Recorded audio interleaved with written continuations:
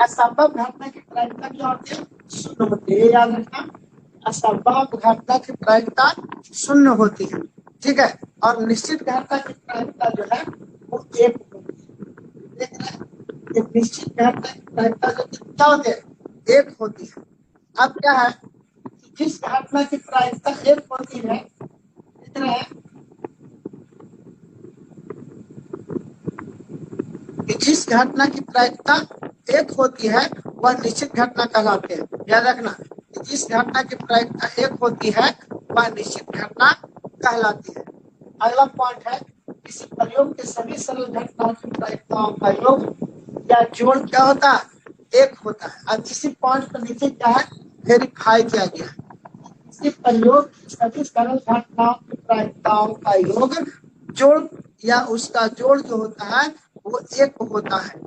यदि किसी, आप यहाँ पर कैसे एक होता है, यहाँ पर बताया गया कि यदि किसी घटना ई को घटने की प्रायिकता अगर पीई है, जैसा कि हम लोग जानते हैं कि प्रायिकता को पीई से सूचित किया जाता है, तो किसी घटना के घटने की घटना ई को घटने की प्रायिकता पीई है और घटना ना ई डैश घटने की प्रायिकता पीई डैश है, तो दोनों प्रायिकताओं का जोड़ कितना होना चाहिए?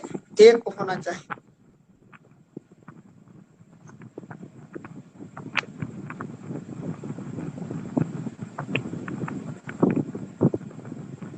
ठीक है, अब हम लोग आगे बढ़ते हैं।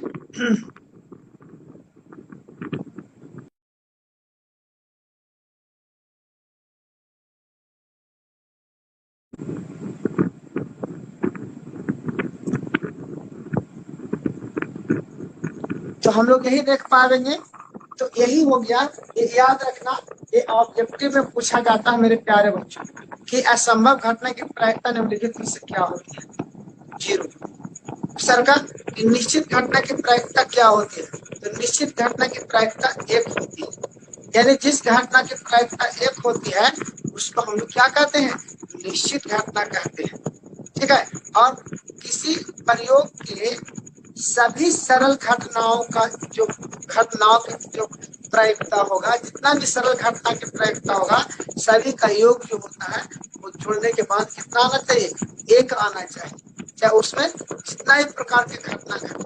जैसे एग्जाम्पल ले लो, एक सिक्का, तो सिक्का को उछालेंगे तो इसमें दो ही घटना घटेगा, एक हेड आने की घटना घटेगा और दूसरा का टेल आने की घटना घटेगा।